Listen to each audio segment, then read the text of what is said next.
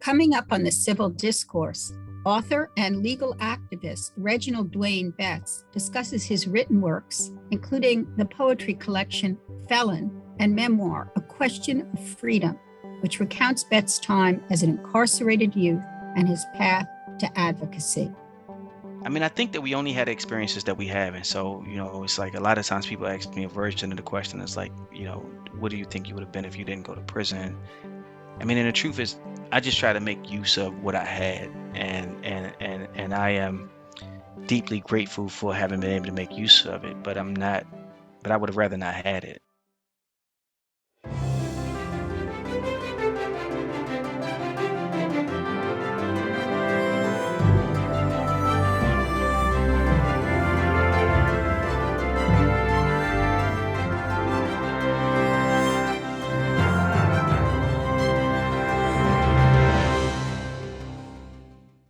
Hello, and welcome to the Civil Discourse.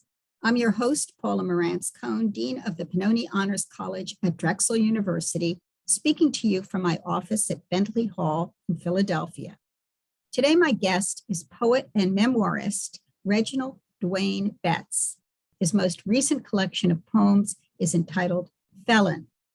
Dwayne Betts, welcome to the Civil Discourse. It's my pleasure. Thanks for having me. So I want to begin by having you tell us about that defining moment in your life that happened when you were 16, and that I know you've written about at length, but I think it makes sense to begin with you perhaps telling us in your own words here about that incident that landed you in prison for such a length of time. It's interesting. I've talked about it a lot, and one of the challenges with talking about it is that it's hard to talk about it and not feel like you're trying to make an excuse for what happened. And also, people who ask you about it, they want some explanation when the reality is that all of the explanations are sort of, um, after the fact. And it's really easy to try to make sense of something after it's happened, but that wouldn't have predicted it beforehand for some things. And this was like radically outside of the box of who I was then and who I am now, and that I picked up a gun and I was with some folks and I carjacked somebody and I tried to rob somebody. And I got caught the next day, pled guilty, did 8.5 years in prison. And and I don't think it's an understatement to say that it radically changed my life. And really radically changed the lives of a lot of folks in my family, and actually probably changed the lives of the people who I hurt in ways that, I don't know because I don't know them. Yeah, one of the things that comes across so strongly in your writing is that sense of the serendipity of it, the fact that it was just not necessarily anything part of who you were, but it happened as it might happen to anyone, and yet it's something one has to take responsibility for, and that duality is so present in your work. Yeah, yeah. I try to, Thank you. One of the things you say in your memoir is that you have an understanding of the complexity of the criminal situation, that you feel for the victim of your own crime, even if it appears that he was not physically hurt. And I wonder if you can discuss this feeling of compassion. I mean, it's certainly something that is always in balance when one thinks about a prison, one thinks about incarcerated people, but then one thinks about the people who were victims of crimes, and that difficulty of thinking about both kinds of suffering. Can you address that? Coming up in the community, we end up frequently knowing people who have committed crimes and who were victims of crimes. And I think the tension only exists because you think about incarceration and how unjust the conditions often feel. And so it asks you to box out the suffering that you've caused. But I think it's not even that difficult to think about it. What happens is, you got to figure out how to gracefully discuss it, without seeming like you're just asking for a pike to put your own body on. I think that what we want is to complexify it, and what we want, I think, is some kind of common ground that allows us to acknowledge what happened and move on. But we have a system that doesn't afford space for that because it's much easier, I think, as a policymaker to just figure out what a punishment is. This other thing we're talking about is far more complex. But This other thing that we're talking about is what families deal with all the time. Yeah. You really want to understand the criminal justice system, you go to the domestic violence docket. You don't go see how many robberies have occurred or anything like that. If you really want to understand the system and how and like what is the engine to the system, you go to the DV docket because that's where you see the community um, turning on itself. So I want to read a little excerpt from your 2009 memoir, which is titled A Question of Freedom, a memoir of learning, survival, and coming of age in prison. And in chapter 7, you wrote about a friendship with one of the Latino men who was incarcerated with you. And I quote, he taught me most of what I know about gangs in El Salvador and California. I didn't understand why young Latinos in El Salvador joined gangs if they knew the police would kill them in the street for wearing a tattoo that proclaimed affiliation. I didn't ask though, because half of the things I'd done to get me in prison didn't make sense. The idea of things not making sense before you went to prison seems to me a very powerful statement at the end of that paragraph. And I wonder if you can elaborate on it. I mean, I guess the question is, did it help you make sense of life? Gave you insight that you would not, you think, have had you not been incarcerated? I mean, I think that we only had the experiences that we have. And so, it's like a lot of times people ask me a version of the question is like, what do you think you would have been if you didn't go to prison? I mean, and the truth is, I just try to make use of what I had, and I am deeply grateful for having been able to make use of it. But I'm not. But I would have rather not had it. Were there people who you felt spoke to you in your own, in the way that you think, in prison that you discovered? I mean, there's a lot of people that I was friends with that I talked to, and there's a lot of people I still talk to. Kindred spirits that I would meet on the rec yard, and people who sometimes it was cell partners, um, sometimes it was people who were radically different from me, in terms of like I'm surprised that you read Tolkien, and now I'm reading Tolkien, or you know, older white guy, and we're both talking about fantasy novels, and not Tolkien fantasy, but like, Jordan fantasy, because I met a lot of people who had the kind of lives that I just wouldn't have been close to, or may not have, and that I wouldn't have been close to in the context where we were all being deeply reflective about what we had been through, even when we were just telling war stories or talking trash. It's like finding ways to be vulnerable in a place that didn't allow for vulnerability. So you spent almost 9 years in prison, and some of that time was spent in solitary confinement. But I think the solitary confinement part is particularly scary to me personally. The thought of being confined alone for a long period of time. I wonder if you could tell us about how you coped mentally with a situation that to me seems so deeply disturbing. Books, but then also again, it's one of those things where solitary didn't hit me the way it hits others, and I don't want to suggest that I was okay or because I was okay that others are okay or should be okay. I was really like 16. I was young, and so in some ways, I had at least in the back of my mind that solitary was a place where I could get ready for general population in a way, a place where I could try to figure out what the world was. And I had books, and I had a relative safety. You were allowed the books that you wanted, or what kind of books did you have?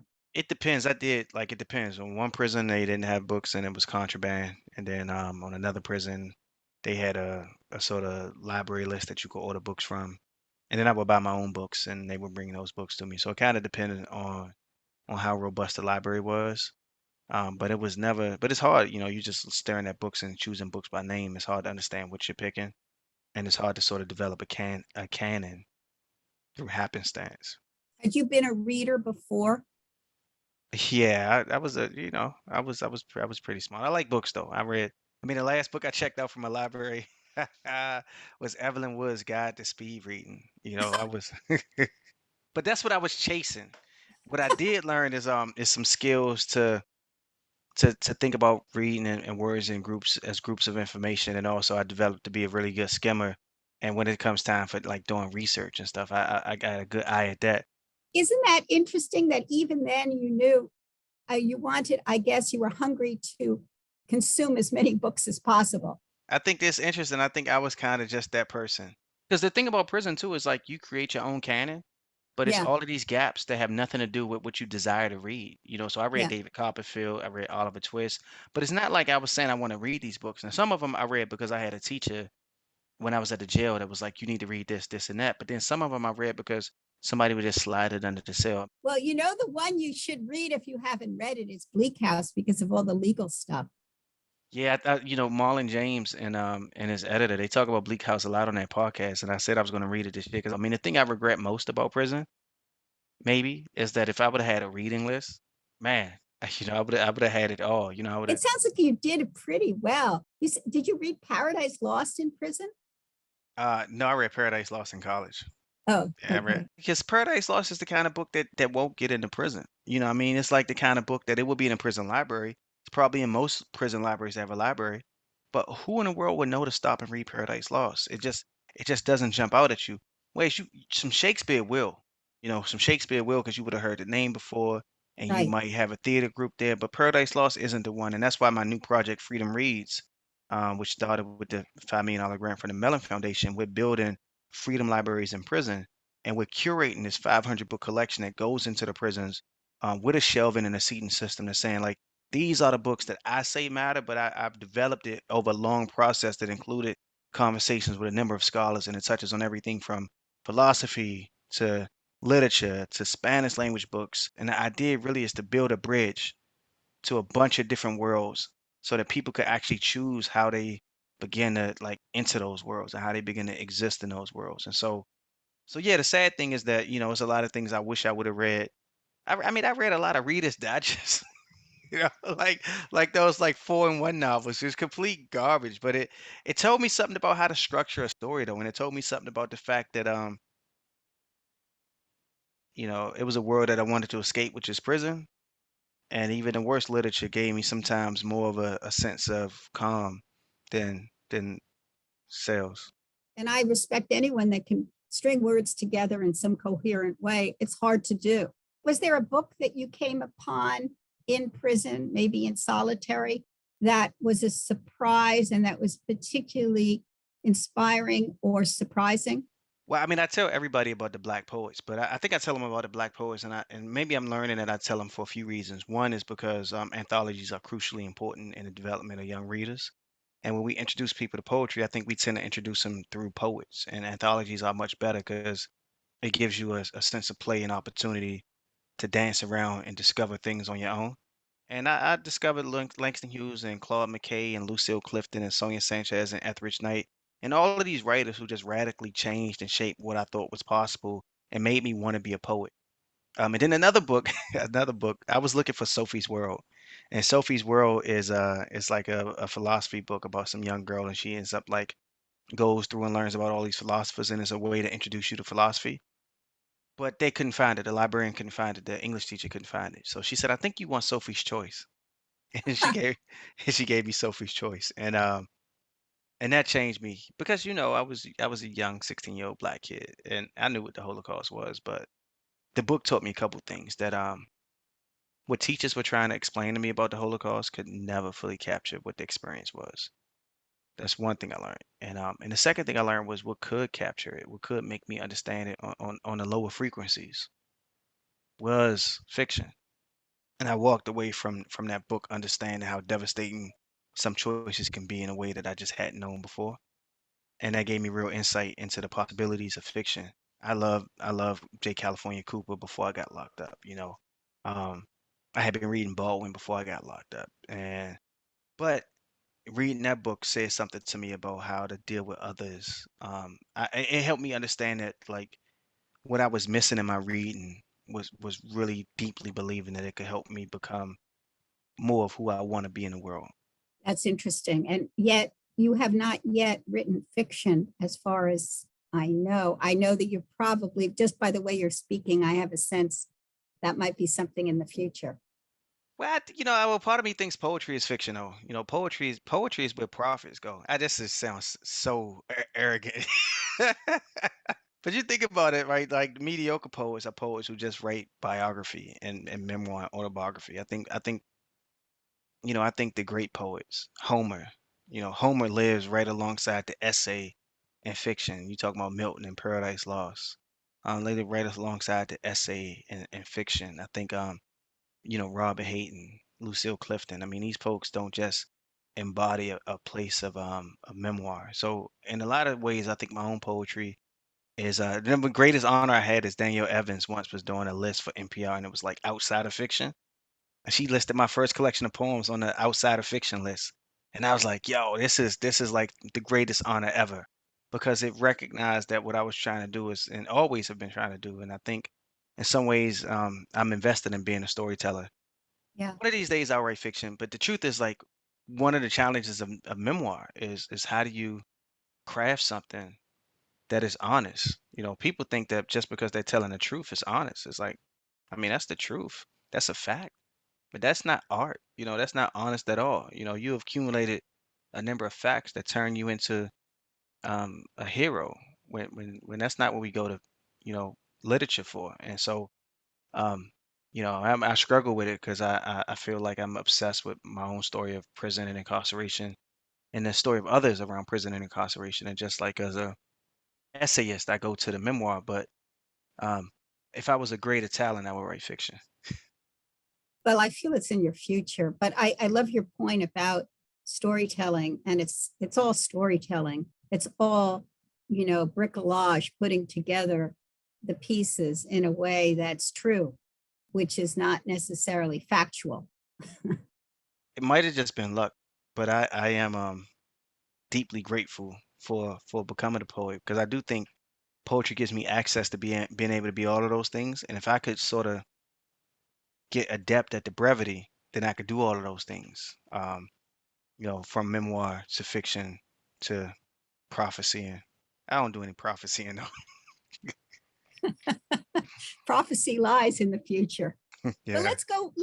let's go beyond prison to your trying to find employment after prison, and you're being prompted to go to law school, and you were admitted to Yale Law School.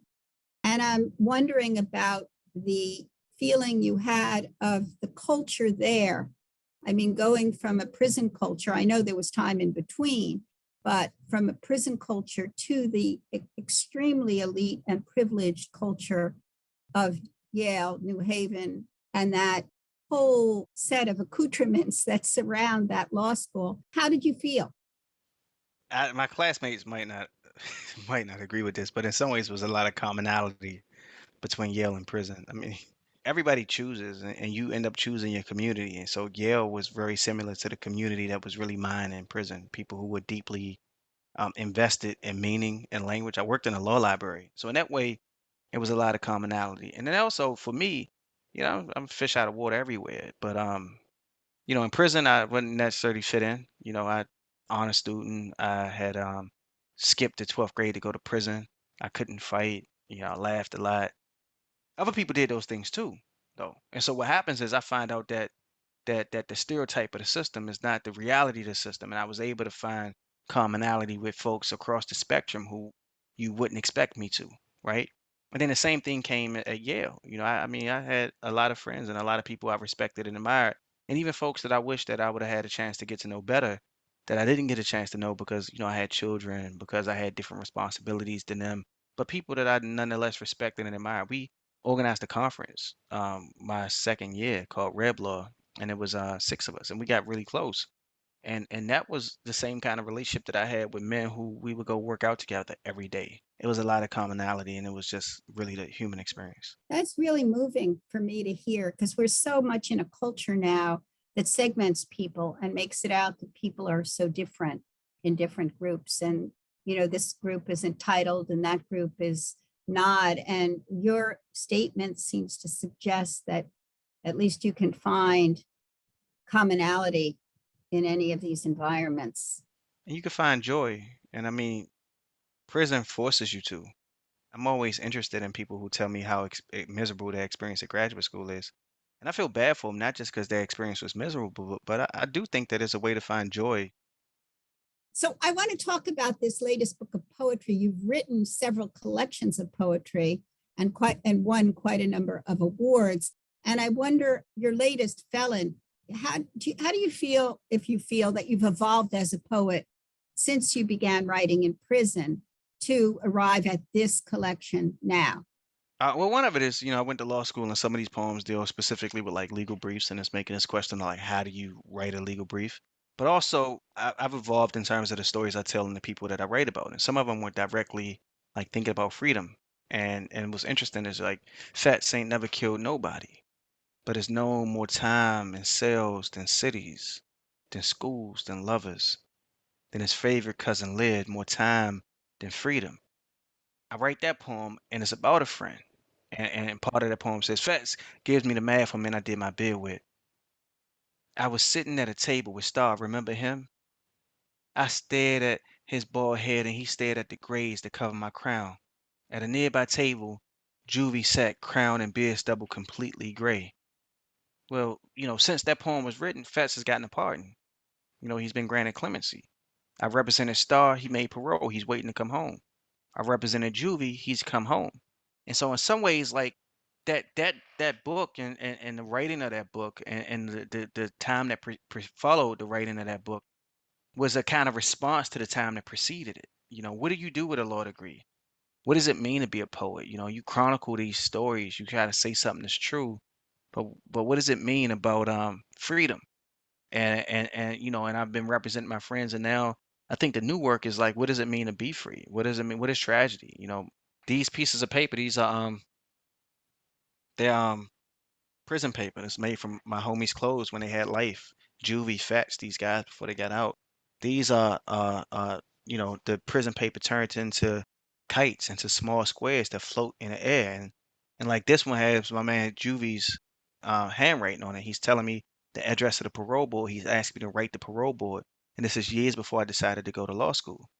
And I Mm. represent Juvie like 3 times before he get out. And then he died 6 months later. It's interesting. I was going to ask the next question, which is, how does law and legal advocacy connect with poetry?